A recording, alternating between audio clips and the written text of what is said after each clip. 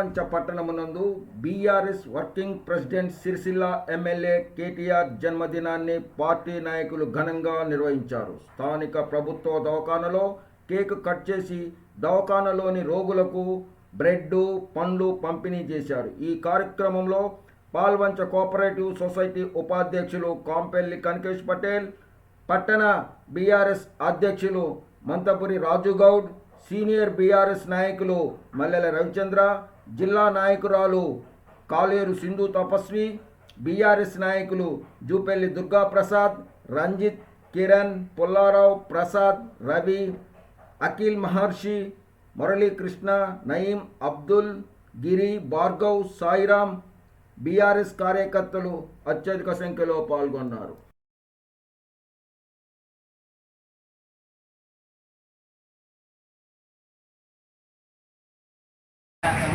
జై తెలంగాణ. జై తెలంగాణ. ఈరోజు మన యువ నాయకులు BRS party working president KTR గారి జన్మదిన వేడుకలను గవర్నమెంట్ హాస్పిటల్లో ఘనంగా జరుపుకోవడం జరుగుతుంది. ఈరోజు రోగులకు పండ్లు, ఫ్రూట్స్ అన్ని పంచి, బ్రెడ్ పంచి ఈరోజు కేక్ కట్ చేసుకున్నాం. మరి రాబోయే రోజుల్లో కేటీఆర్ మరింత పేరు తెచ్చుకొని రాష్ట్రానికి ముఖ్యమంత్రి కావాలని మా తరఫున కోరుకుంటున్నాం. జై తెలంగాణ. జై కేటీఆర్. ఈరోజు BRS party working president KTR గారి జన్మదిన వేడుకల్ని పాల్వంచ పట్టణంలోని గవర్నమెంట్ హాస్పిటల్లో రాజుగౌడ్ గారి ఆధ్వర్యంలో జరుపుకోవడం జరుగుతుంది. చాలామంది కేటీఆర్ గారి అభిమానులు, అదేవిధంగా బీఆర్ఎస్ పార్టీ శ్రేణులు, బీఆర్ఎస్ పార్టీ నాయకులు అందరూ కూడా వచ్చి సంతోషంగా ఈ పుట్టినరోజు వేడుకలు జరుపుకోవడం జరుగుతుంది.